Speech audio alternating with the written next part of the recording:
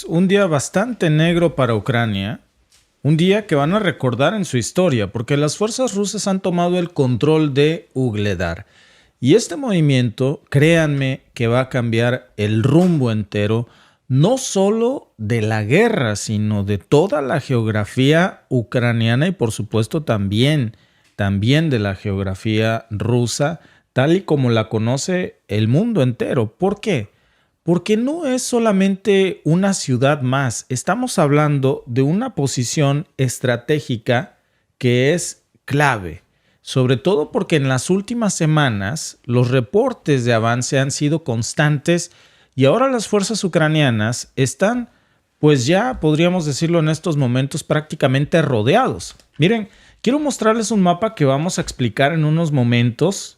Pero, por supuesto, estas son algunas de las notas que están cubriendo ya desde horas muy tempranas, con varias imágenes. Las que vieron ustedes en un principio corresponden a los bombardeos que ustedes pueden ahí ver en Ugledar, algunas de las tomas que les mostramos. Y ahí pueden ustedes ver cómo lamentablemente el mapa está convertido. Esa es una guerra total.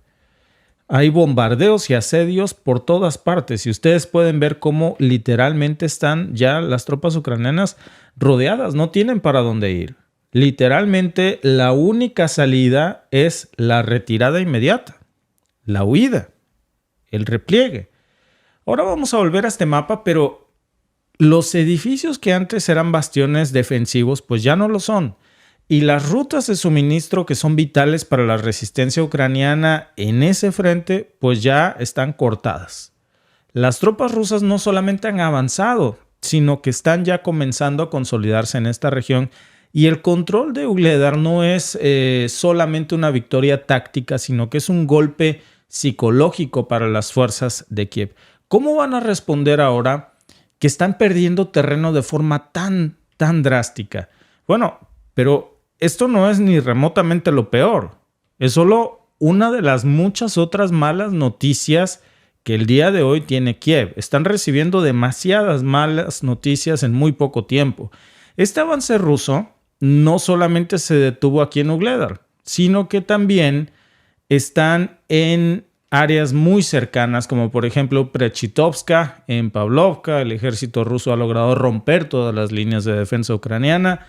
Repito, lo pueden ustedes ver fácilmente, en donde pues, el avance es profundo en todo el territorio que antes era controlado por Kiev.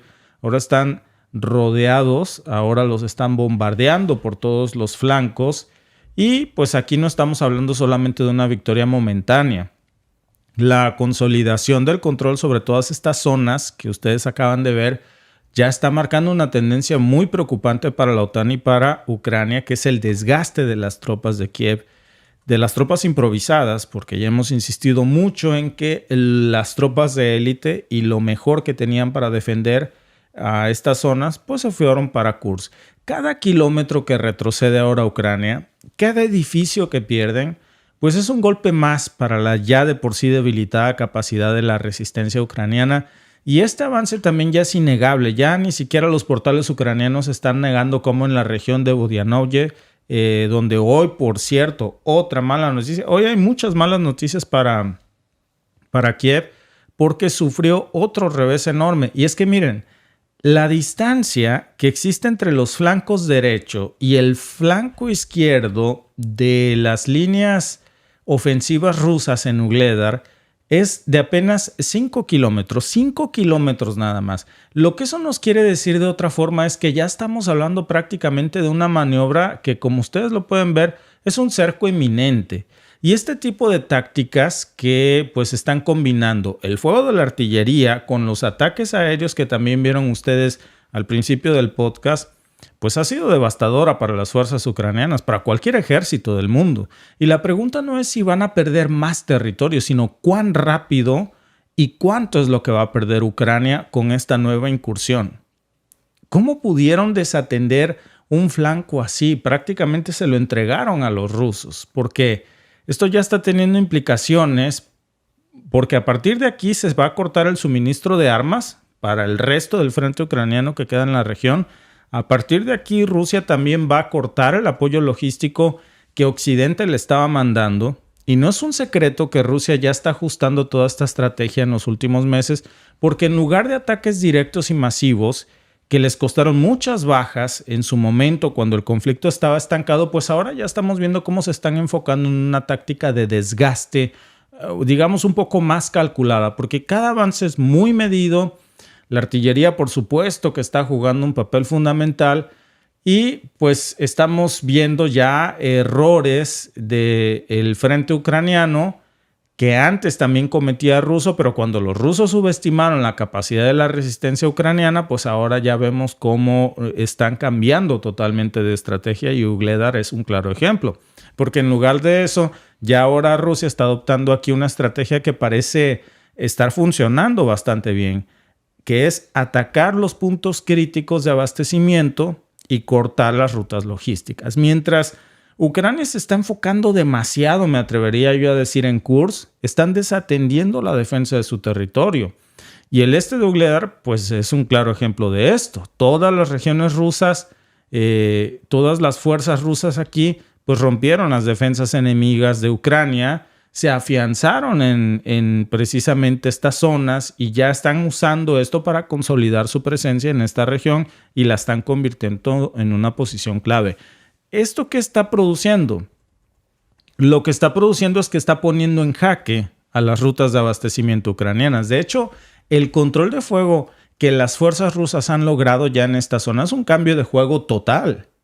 Rusia está manoteando la mesa. Porque, fíjense, con esto lo que está pasando, ya con esta jugada que ustedes ven aquí, con este cambio de, digamos, geografía, pues ya aquí le está cortando con esta jugada a Occidente toda la posibilidad de mandarle suministros y refuerzos a las líneas del frente ucraniano que están prácticamente al borde del colapso en este flanco.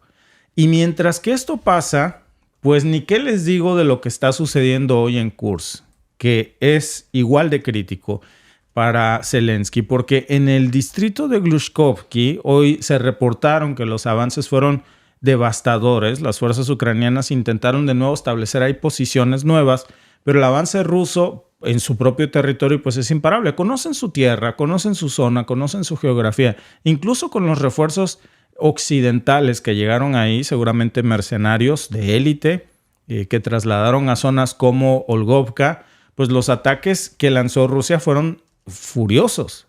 Ahora Rusia no se está tentando el corazón para dinamitar su propio suelo. Lanzaron hoy un ataque en Kursk con bombas FAB-3000, que antes Rusia no había querido lanzar, pero ahora ya está lanzándolas y son ataques devastadoras para las líneas defensivas ucranianas. Yo creo que ellos pensaban, y la OTAN, que Rusia no se iba a atrever a bombardear con FAB todo el territorio, esta parte del territorio ruso. Pero ahora lo que están haciendo es perfeccionar el uso de estos ataques aéreos que son selectivos, y esto ya les está permitiendo mantener una presión muy fuerte sobre el frente sin sufrir las mismas pérdidas que hace apenas una semana. ¿Se acuerdan ustedes que Ucrania estaba volando puentes? Bueno, pues lo que está haciendo Rusia es que pues no necesitas sus puentes, porque con estos ataques aéreos simplemente, ¿para qué quieres puentes cuando te caen del cielo bombas FAB-3000? Es muy difícil imaginar que Ucrania pueda seguir sosteniendo el control de la zona de Kursk por mucho tiempo más después de la ferocidad que vimos hoy. Todas las pérdidas de estos equipos y de estas tropas pues son enormes, y la capacidad de respuesta de la OTAN parece estar disminuyendo en Kursk. Y mientras eso pasa, pues las tropas rusas están avanzando con la consolidación de estas nuevas posiciones como la de Ugledar, y están utilizando ahora drones para hacer estos ataques selectivos que lo que están produciendo es eliminar a los soldados enemigos. Hay cientos de videos en las plataformas, sobre todo en X, de cómo están utilizando estos drones para acabar con las tropas a pie, con las tropas y los puestos de control que están estacionados.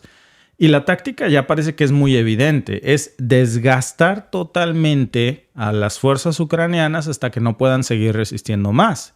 Son drones kamikaze que buscan su objetivo hasta que lo bombardean. Entonces, pequeñas bombas muy letales que se están usando también en la frontera de Kursk Estos ataques rusos pues, son igual de devastadores en áreas que se están reportando hoy, que fueron ataques muy feroces, como por ejemplo Martinovka, Kruglik. Las tropas rusas pues consolidaron ya el control sobre estos puntos estratégicos, y las imágenes que se muestran de cientos de vehículos de combate de infantería suecos destruidos nos muestra también el nivel de pérdidas que está sufriendo la OTAN en esta región, porque habían mandado lo mejor de sus equipos. Entonces, este tipo pues literalmente son emboscadas, de ataques nocturnos, porque sobre todo los están lanzando de noche, han sido ya una constante. Cuando el sol se oculta, el infierno comienza en el frente ucraniano de Kursk.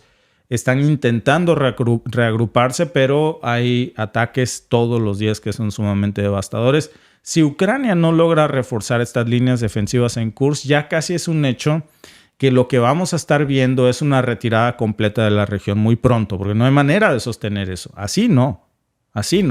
Y los avances rusos pues han sido bastante feroces, no nada más aquí. Se están quedando ya los ucranianos sin opciones, porque las rutas de suministro para que puedan reforzar estas líneas ya están, como vieron en el mapa, bajo el control ruso. Entonces, ¿qué esperanza crees que puedan tener de decir en unos días va a llegar un nuevo embarque de municiones o los refuerzos, cuando las fuerzas de Kiev ya no tienen, y esa es una realidad, la capacidad de contraatacar de manera efectiva porque las rutas de suministro están cortadas?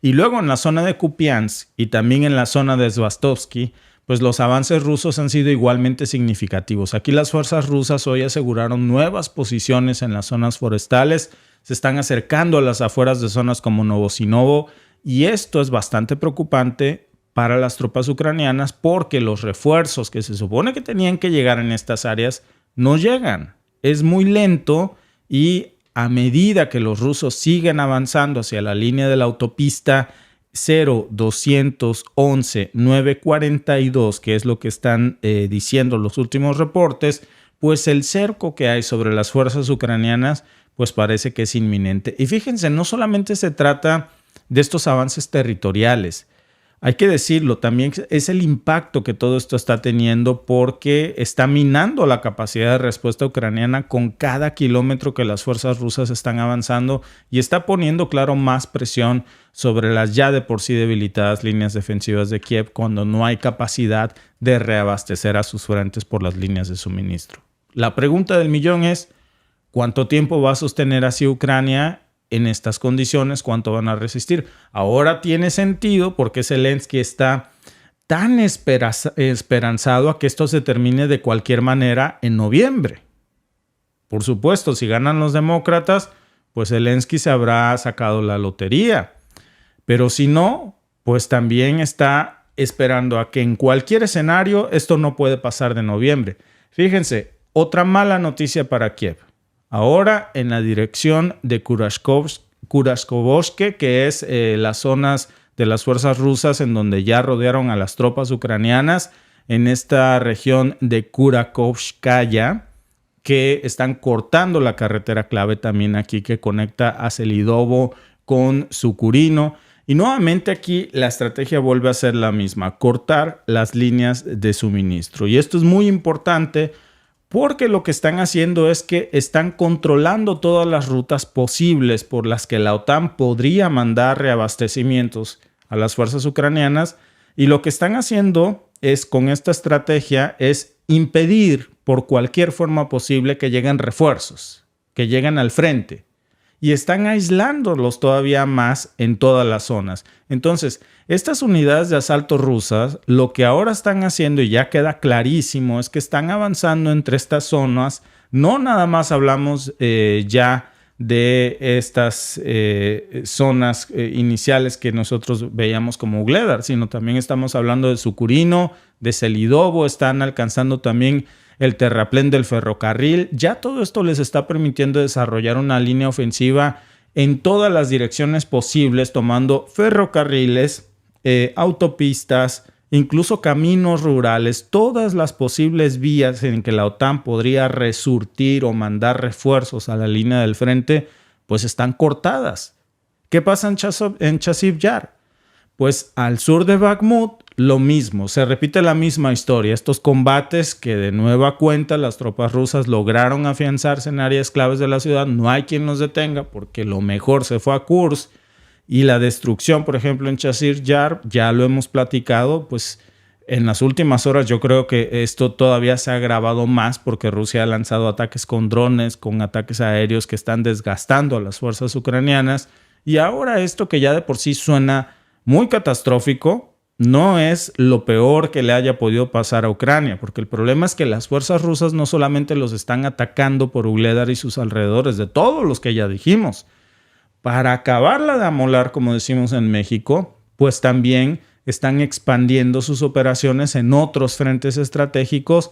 Si vemos, por ejemplo, el caso de la frontera con Kursk, donde ya los combates alcanzaron niveles bastante alarmantes, en el distrito, por ejemplo, de Subchansky, las fuerzas las fuerzas ucranianas pues intentaron una ofensiva en la dirección a Kamishevka y fueron rápidamente repelidas por los rusos. Entonces ya si lo ponemos en una balanza, ¿cuál es digamos, el corte de caja? Porque están perdiendo territorio en Ucrania, pero dijéramos al menos logran consolidar las posiciones de Kursk, pero ahí también están teniendo reveses enormes y los están rodeando y cortándole las líneas de suministro, pues no parece que valga mucho la pena la aventura a la que incursionaron. Y lo más preocupante para Zelensky es que no estamos viendo movimientos aislados. Ya las bajas que estamos viendo, los reveses en los frentes ucranianos, pues está complicando todavía más su capacidad para defenderse de forma eficaz. Yo creo que fue un error monumental esa incursión en Kursk. Pagaron un precio carísimo, mandaron todo lo mejor que tenían, desde sus tropas de élite hasta los blindados, hasta el arsenal de última generación que les había mandado la OTAN. ¿Y todo para qué? Pues para nada. No parece que tenga, más allá de la estridencia de lo que nos muestran estos ataques. Cuando nosotros volteamos a ver algunos de los tantos mapas, de los tantos frentes de guerra, y lo que vemos es eso, pues simplemente no parece que haya tenido o que haya valido la pena esta estrategia. Y cuando vemos que por el lado ruso tampoco funcionó la idea de que Rusia iba a desplegar o a retirar a sus tropas del frente ucraniano para proteger Kursk, pues eso no pasó. Al contrario, siguieron avanzando con esta estrategia de desgaste que parece que les está funcionando muy bien.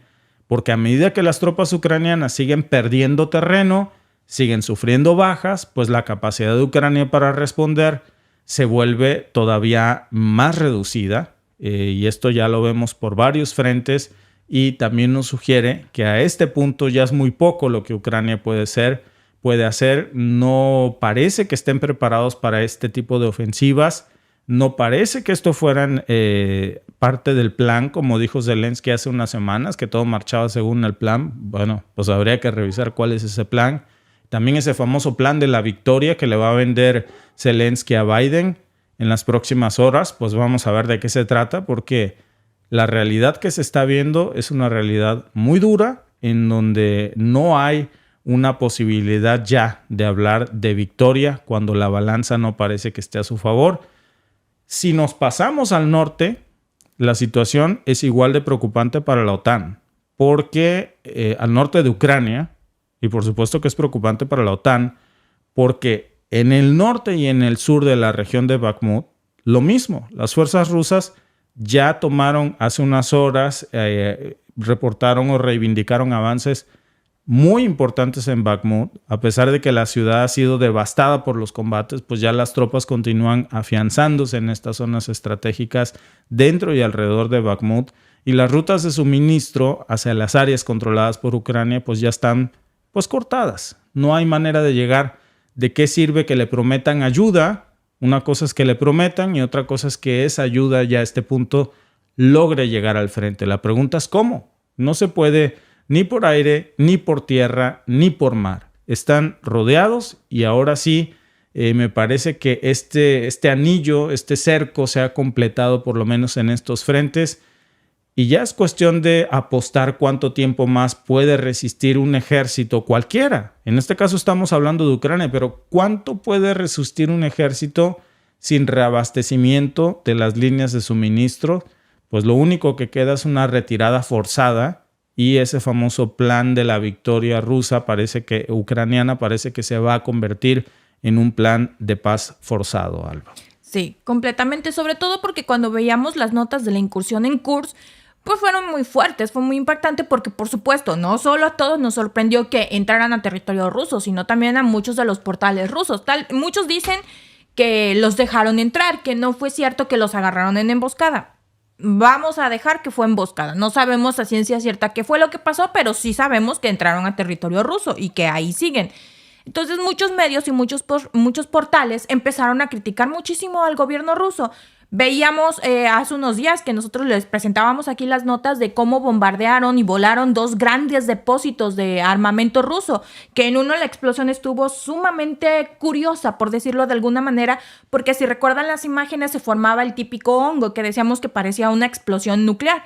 Supuestamente el gobierno ruso dice que no había armas tácticas nucleares en ese depósito, pero también hay que recordar que Rusia es el país que más armas nucleares tácticas tiene. Es decir, estas no tienen la misma carga nuclear que las bombas nucleares, por supuesto no causan la misma destrucción, no causan la misma forma en la detonación, pero sí tienen armamento atómico. Es un poquito menor, una carga mínima, pero sí son armas, por eso se llaman armas tácticas nucleares.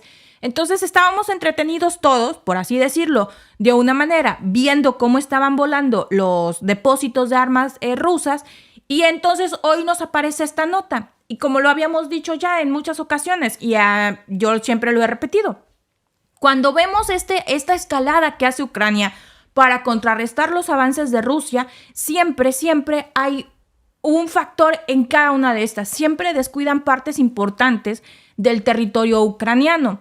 Y muchos podrían decir, no, pero es que concentran todo, digamos, como decimos en México, le echan toda la carne al asador en una parte de la guerra, cuando hay muchos frentes de guerra, entonces descuidan otras partes y es donde les van comiendo el pastel, por así decirlo. Pero es que también los números no le ayudan muchísimo a Ucrania en cuanto a los soldados en activo.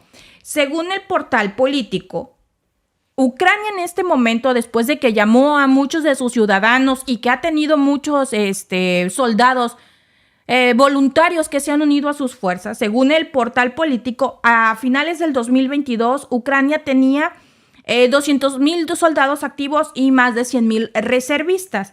Pero se estima, según, les vuelvo a repetir, el portal Político, que el número de militares activos ahora asciende a unos 500,000, incluyendo las fuerzas de defensa territorial que son voluntarios movilizados para proteger sus regiones, incluidos, por supuesto, los soldados que ha enviado la OTAN para los de élite, que son los que entraron a las regiones de Rusia. Entonces, según el portal Político, en este momento, Ucrania tiene unos 500,000 soldados en el frente de guerra. Es un número considerable considerando que solo tenían 200,000. Digamos, se fueron al doble, 2 veces y medio el número de soldados que tenían. Pero según DNW o Defensa News, Rusia tiene alrededor de 1.32 millones de soldados activos en este momento y tiene unos 2 millones de reservistas. Entonces ahí es donde también los números no nos cuadran.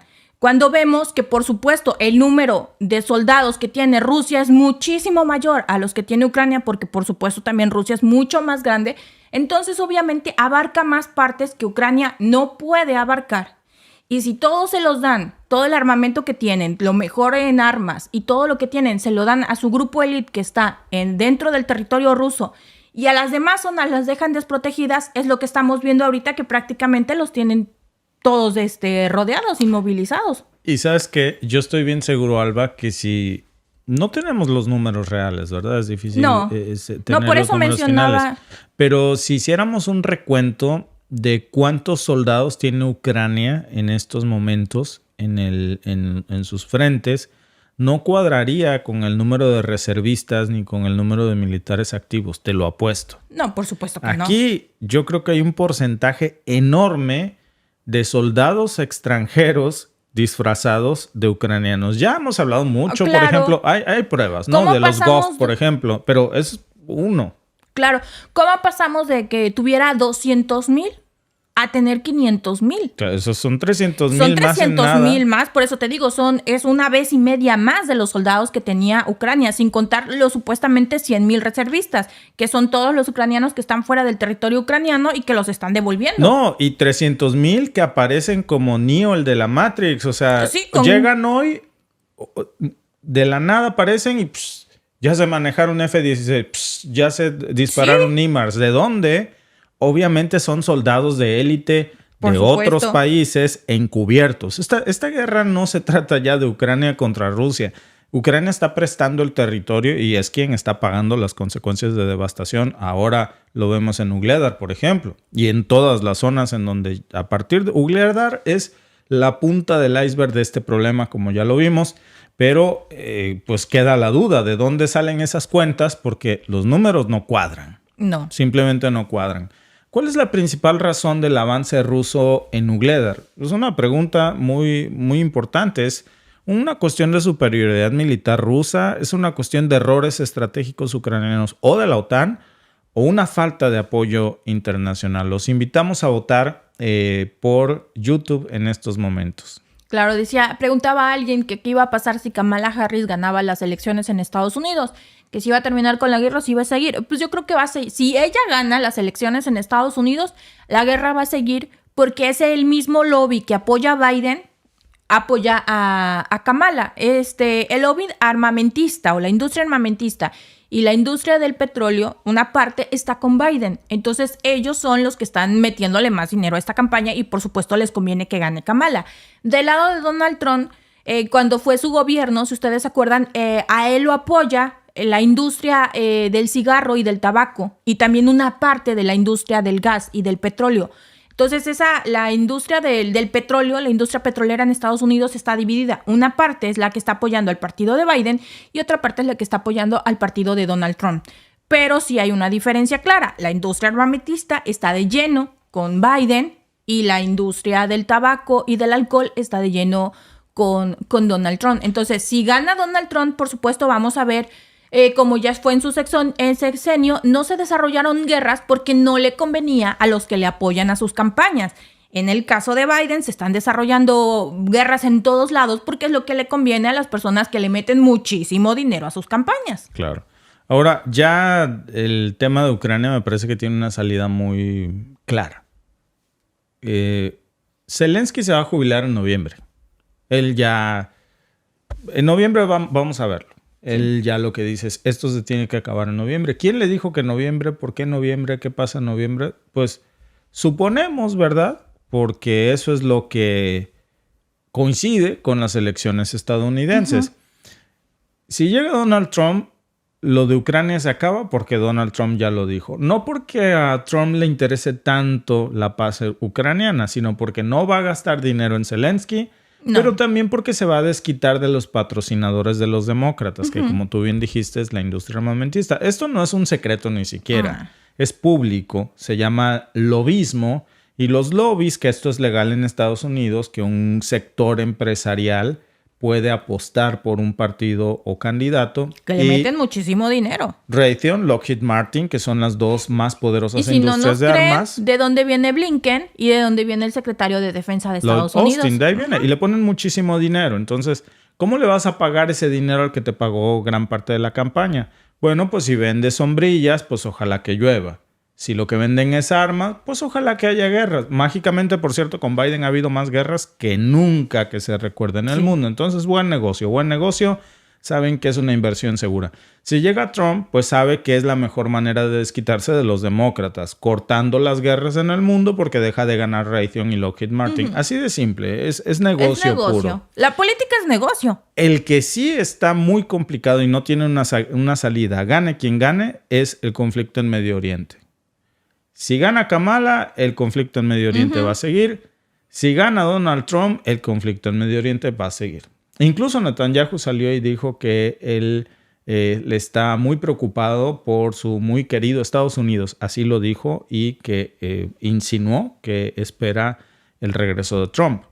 Pero no importa quién llegue. Claro. Él tiene tiro seguro. Claro, porque ellos, ahora sí que el lobismo de Israel ha invertido muchísimo dinero en ambos partidos en Estados Unidos. Todos los caminos llevan a Roma. Exacto. Ellos han aceitado la mano de los dos partidos para asegurarse su permanencia. Entonces no importa cuál llegue. En el tabaco hay un monopolio, un lobismo israelí. En la industria de armas, ni te cuento. En el petróleo, ni te digo. En lo que me digas. Sí. En lo que me digas. Es un grupo sumamente poderoso. Tanto que Irlanda salió y como que dijo que él quería la paz, que no se mete, que es diplomático. Y pum, le colaron una carta que mandó el presidente de Irlanda al presidente iraní felicitándolo por su nueva toma de protesta con los detalles de la carta.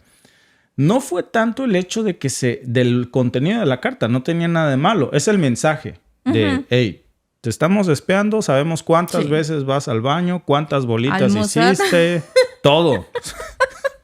Sí, Alba. ¿Tú crees que no es lo que le quieren decir? Pues sí. Eso fue muy explícito. Bueno, pues así es el Mossad, así es el Mossad. ¿Yo qué te digo? No es mi culpa. Reclámale a ellos. No, que ya la voy a... Ya hasta ellos van a saber lo que les voy a decir. No, ya. Claro. Ahí voy a perder el pleito, mejor no. Mejor no. Ahí lo dejo. ¿Cuál es la principal razón del avance ruso en Ugledar? El 78% cree que es por una superioridad militar rusa. El 17% cree que es por errores estratégicos ucranianos y el 4% cree que es por la falta de apoyo internacional. Gracias por vernos. Si te ha gustado este clip, síguenos en vivo para ver nuestro programa completo de lunes a viernes en nuestros canales de YouTube y Facebook. Suscríbete, comparte con tus amigos y déjanos tus comentarios. Te esperamos en vivo.